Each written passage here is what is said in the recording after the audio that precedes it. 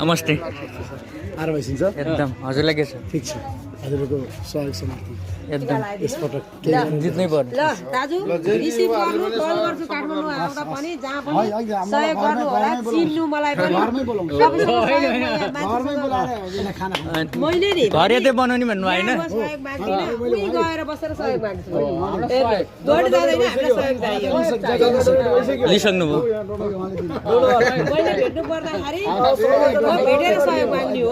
मलाई सहयोग चाहिँ दिनु पर्यो मेरो आशीर्वादले प्रगति जित्दै जान्छ मलाई सहयोग चाहिँ 100% तपाईँबाट पाउनु पर्छ ल हुन्छ आशीर्वाद लागु छ